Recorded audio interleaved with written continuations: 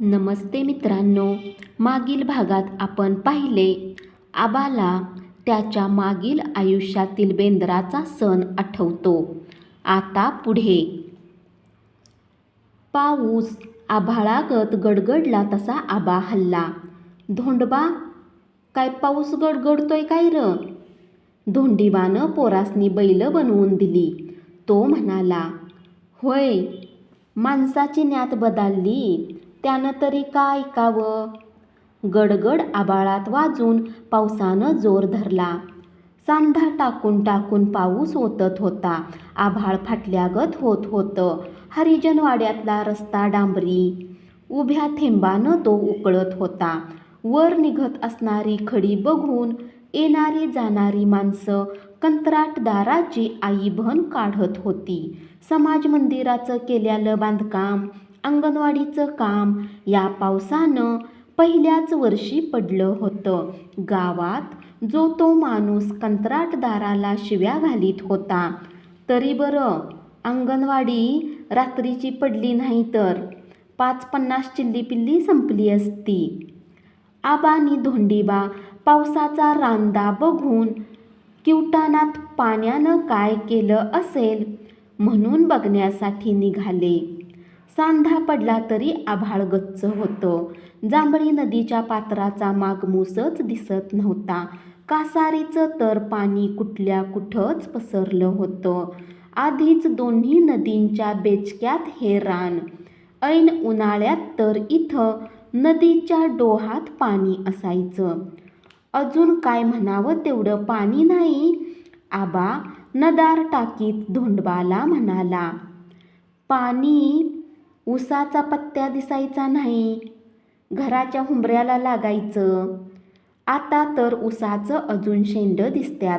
तसं बघाय गेलं तर पाऊसमान कमीच आला. घरामोहरची थेंबक्यानं माती धुवून जाऊन मुरुम उघडा पडला होता. बघता बघता मुसळागत पाऊस सुरू झाला. दोघं घरात गेली. अंधार पडल्यागत वाटायला लागलं. मागच्या सागवानाच्या पानावर दगड पत्र्यावर पडल्यागत पावसाच्या थेंबाचा आवाज ऐकू येऊ लागला. पन्हाळीत पाणी मावत नव्हतं. खापरीच्या थोड्याशा फटीतनं दुष्काळ आत येत होतं. घरातल्या लागवडीच्या पोत्यावर धोंडीबा आणि आबा टेकली. तेवढ्यात बंड्या अंदीचा नित्याचं पोरगं माशाला कांड्याळ घेऊन आली. खरं तर त्याचं नाव बंड्या डवंग, पण तो लहानपणापासून आईच्या नावानं गावात ओळखायचा. कारण नवास सायास करून झालेलं पोरगं म्हणून देवानं सांगितलं, आईच्या नावानं त्याला बोलवाय पाहिजे. मग असा मार्ग काढलेला. त्याला नवं पाणी. पहिला नदीचा पूर आला की रात्र नाही का काय नाही, कांड्याळ टाकलं खांद्यावर की निघालाच. पट्टीचा पोहणारा म्हणून गावात त्याचं नाव होतं. गावात म्हणायचीच, महापुरात पवावं तर बंड्या अंदीनच. आबानं त्याला बघितला. त्याच्या लक्षात आलं. आबा म्हणाला, आरं, कशाला आता पोराला घेऊन निघालायस मर्दा? तसा तो हसला. नी धोंडीबा म्हणाला, त्याला गुदस्ता नदीच्या पात्रातनं पाणी बाहेर पडलं नव्हतं तर गमलं नसल. त्याला ते पटलं. त्यानं तिथंच कापडं काढली. पोराला तिथंच उभा करून कांड्याळ घेऊन पळतच पाण्यात शिरला. थोड्या वेळानं सर्वच घराकडं आली. महारमळीतला वडा नदीगत उगचच पसरला होता. रस्त्यावर तरी मांडी एवढं पाणी लागत होतं.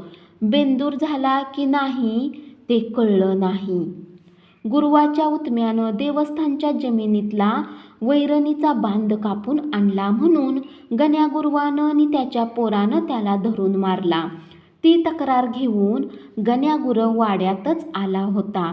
तो तिथं बसून त्या उतम्यालाच का पांडू पाटील नोकरी लावायचं म्हणतोय.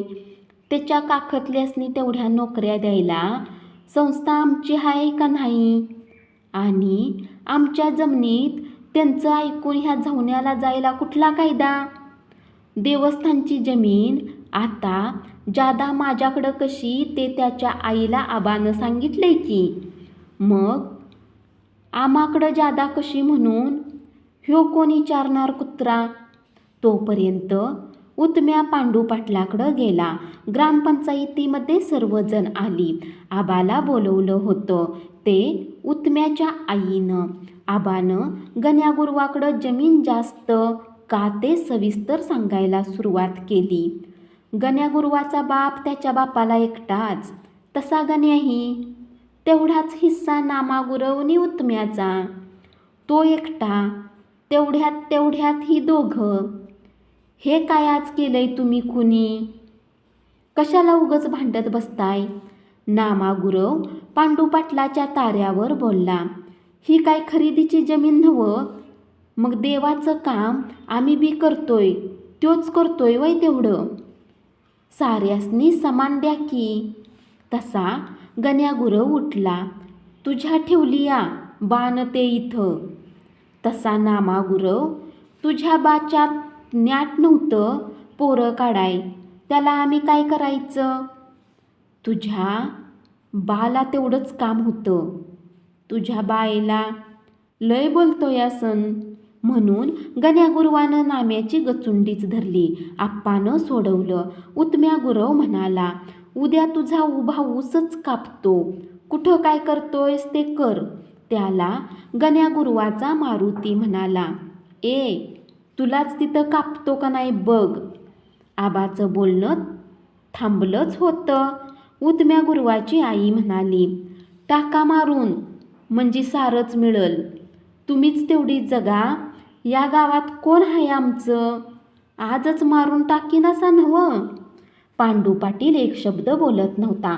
नामागुरव म्हणाला, देवस्थानची जमीन हाय, आम्ही म्हणतोय तशी नाही वाटणी केली तर कुणीच जायचं नाही. आम्ही जाणार, ये तिथं बघतोच. गण्यागुरव म्हणाला नि उठून गेला. तसा पांडू पाटील बोलला, कवा मिटल तवाच जाऊ द्यात, देवाची जमीन आहे ना, तशीच पडू द्या. आप्पाचं काय नव्हतं, पण त्याला आबाचं ऐकलं नाही याचंच वाईट वाटलं होतं. गावातल्या पंचायती पूर्वी सांगितलं तशा व्हायच्या. माणसं सरळ चालत असलेलं वाकडंच आहे म्हणून सांगाय कशी काय येत्यात. त्यांना आत्ताच एखादी गोष्ट ही चुकीची का वाटतीया तेच कळत नव्हतं. बँकेत सत्तांतर झाल्यामुळं बाळू डवंग चांगलाच गडबडला होता. आप्पानंच त्याला बँकेत नोकरीला लावला होता. तो आप्पाकडं आठवड्यातनं रविवारचा न चुकता असायचा. पण 2 रविवार झालं तो दिसला नव्हता. त्याला पांडू पाटलाची काळजी होती. आपली बदली परगावला करील, त्याचीच पाठ धरावी, त्यासाठी काहीतरी कारण पाहिजे, ते घेऊनच त्याच्याकडं जावावं. त्याच्या 2 महिन्यापूर्वीच घराच्या वाटण्या झाल्या होत्या. आप्पाला घेऊनच केल्या होत्या. एका घराला 2 दारं, मधनं पडद्या, तुधुळीपर्यंत पडद्या घालता घालता बायकांनी आड्यापर्यंत पडद्या रचायला लावल्या. गोबर गॅस, संडास त्याच्या बारक्या भावाकडं दिलं. आप्पानंच त्याला सांगितलं, तू बांध नवीन, आईबापाचं कर्तव्य मोठ्या भावानं करावं. त्याला ते पटलंही होतं. बायको मात्र आतल्या आत धुमसत होती, त्याला बोलत होती. तो पांडूच्यात गेला, इकडचं तिकडचं झालं. बोलता बोलता त्यानं विषय काढला, तुमचा बंगला चांगलाच झालाय. तसा पांडू म्हणाला, तुला तरी काय, बांधाय आता कर्ज मिळतंय नव्ह. काढलं कर्ज आणि घर बांधलं खरं. हगाय जायची पंचायत झाली या. रोज काय सांगायचं, सरपंच वाटण्या करणार, बायको फोडून खात्या घरात मला. खाणार की. माझ्या कानावर आलं होतं, खरं म्हटलं घरातल्या घरात मिटतंय. मग कोण का मिटवीना. जिथं तिथं तुझ्या सरपंचाचंच भिजत घोंगडं आहे बघ. गावातली एक पंचायत तुटलेली नाही सरळ. काय सांगायचं, तू नोकरदार आहेस, मोठा आहेस, मलाच खड्डा काढला आप्पानं. उगच त्यावेळी देशमुखांची नि त्यांची संघटना, कुठं लांब टाकलं तर साराच खोळंबा म्हणून गप्प बसलो. आता तुला कुठं गावातल्या शाखेत पाहिजे काय? पांडू स्वतःच संचालक असल्यागत बाळूला सहज बोलला. तसा बाळू काळजी मिटल्यागत बोलला, नको नको, एवढं असल्यावर आणि काय पाहिजे? तुला प्रमोशन द्यायला लावतो की. प्रमोशन मीच नाकारलंय. 4 रेघा रजिस्टरवर वडल्या की बिनघोरी. त्यात शिक्षण कमी? नाहीतर सांग, आपल्यानं होतंय तेवढं गावाचं भलं करायचं. नको, तेवढ्या वाटण्याचं जरा परत बघूया. हे बघ, तू बोलिवलंस तर मी येणार, नाहीतर माझ्या नावानं सरपंच दोन्ही हातानं आधीच बोंब मारतोय. मारू दे, उद्याच्याला बघूया तेवढं. पावसाळ्यात लय पंचायत होती या. ती आमच्या न्हाणग्याची बायको, काय बोलायचं काम नाही. आणि सरपंचाला सांगणार नाहीस? सांगाय पाहिजे, नाहीतर न्हाणगा आमचा सांगणारच की. आप्पाला कसं सांगायचं, काय सांगायचं, त्याला आता काय वाटल या विचारात दिवसभर बाळू होता. त्यात त्याच्या रजिस्टरवर 4-5 चुका झाल्या होत्या. शाखा मॅनेजर त्याच्यावर तडकला होता. देशमुखाचा माणूस म्हणून मॅनेजरची बदली ऑर्डर आजच आली होती. त्याला गैरसोयीत गाव मिळाल्यानं तो राग त्यानं बाळूवर काढला होता. त्यामुळं तर त्यांचं दिवसभर कामावर लक्ष नव्हतं. 20 वर्षानं बँकेत मोठं सत्तांतर झालं होतं. सारा स्टाफ काळजीत होता. मॅनेजर एवढा सरळ माणूस, त्याची ती गैरसोयीत बदली झाली, मग आपली काय गत होणार, असं प्रत्येकाला वाटत होतं. बाळू बँकेतनं सुटल्यावर सायकलीवरनं 5 मिनिटात घरात आला तर गावात गण्यागुरवाची नि उतम्याची झटापट झालेली. शेतातनं भांडण गावात आल्यालं. गण्यागुरव उतम्यावर केस करायला निघाला होता. त्याला आप्पानं थांबवला. आप्पाच्या घरात गण्यागुरवनी पांडूच्यात उतम्या होता. बाळू घरातनं दचकतच वाड्याकडं गेला. तिथं गुरुवाला बघून विषय काढावा का नको असं त्याला वाटायला लागलं. आप्पा त्याला बघून म्हणाला, अरे, गावात काय सवतं माणसं राहत नाहीत होय? एवढा कशात गुंतलायस? सवतं राहूनच की. आप्पा, गोबर गॅस मी बांधला. साधं संडासला जायचं नाही म्हणजे काय? वाटण्या साऱ्याच नवीन करायच्या. बाळू असं म्हणाला नि आप्पाचं आधीच गुरुवाच्या भांडणानं डोकं पेटलं होतं. त्याचा भडका झाल्यागत झाला. तू हे सांगाय आलायस होय? कोण देतंय तिकडं जा. रोज उठून तुम्ही तेच करा म्हणाल तर बाकीची कामं सोडाय पाहिजेत. आणि कशाला ह्या गोष्टी ठरवायच्या? आणि आता ह्या वाटण्या किती दिवस टिकणार? पाणी पिऊन 17दा बोलण्याला काय अर्थ तरी आहे का? बाळूला काय बोलावं तेच सुचना. आपण गुरुवाचं घडलंय असं म्हटल्यावर थांबायला पाहिजे होतं. विषयच काढायला नको होता. आणि त्याच वेळी सांगायचं, महिना झाला, आत्ताच कुठनं डोक्यात आलंय. त्यात एखादी गोष्ट गेली असेल जादा, ती काय वैरेच्या वाटणीवर गेली हा? तुझ्याच पाठीवरचा भाऊ त्यालाच ना. मीच किच्चं वडवून धरायचं. त्यात बायकोला त्याची बायको सारख्या शिव्या देतीया. बाळू बोलायचा म्हणून काहीतरी बोलला. मी सांगतो, विचारतो त्यासनी. मला आता गॅस पाहिजे बघा. त्यांना सारच सोडलंय, त्यांची मस्ती आली या. बाळू काय ऐकायलाच तयार नव्हता. आप्पाला त्यांचं आज आश्चर्य वाटायला लागलं. जे एकदा ठरलंय त्यात बदल नाही. गोबर गॅस अनुदानातनं बांधलाय. तुझा भाऊ रात्रंदिवस त्यासाठी खपलाय. आणि तुला कोण देत असल तर घे जा. रोज उठून मी तरी तेच करत बसणार नाही. गावातल्या माणसांना आता धुंदीत चढायला लागल्यागत झालंय. आमचं ऐकायचंच नसल तर विचारायचंच नाही. आप्पाचं बोलणं ऐकून बाळू करवांदल्यागत झाला. न बोलताच गेला. तसा गण्यागुरव उठला. बाळू तसाच तडक पांडू पाटलाच्या बंगल्याकडं गेला. सरपंच येणार नाही म्हणतोय, मग मी कशाला? जन केलंय तो निस्ताराय नाही म्हणतोय, मी येऊन काय करू?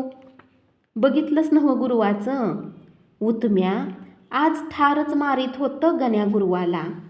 काय झालं असतं? गेलं असतं खडी फोडाय. बिचारी आई बसली या जगवीत, रांडपण सांभाळीत. तिचं काय, हे पुढारी मोठ्यांच्या बाजूनं. तुझ्या पुढाऱ्याचा ह्योच राग मला येतोय बघ. पांडूनं बरीच लांबड लावली. मी आता गॅसच फोडतो. उगच बायकोची पिरपिर नग का कुणाचीच. बघ जा सांगून भावाला. ते ती होय जहून, आणि ते स्वतःच्या मेंदवाचं हाय वय, मग कशाला? हे बघ, त्यो आला असता तर मी आलोच असतो. उगच उद्या माझ्या नावानं बोंबलायला नको. बाळूला काय सुचना. तो उठला. बायको वाटच बघत होती. कुणीच नाही म्हटल्यावर ती त्याला म्हणाली, पदरचा पाठचा भाऊ ऐकना, आणि गावातलं पुढारी कुठलं येत्यात म्हणा तुम्हासनी. त्याला रागच आला.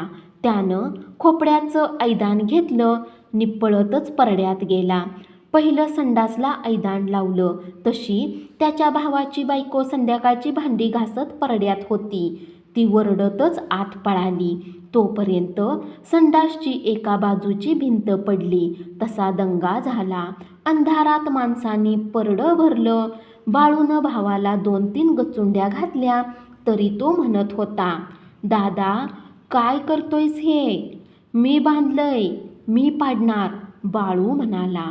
तोपर्यंत बायकांच्यात झुंबड उडाली. मारकरी घाल आणि टाक मारून. घरात बसून शिकवतीयास, झालं का मनाजोगं?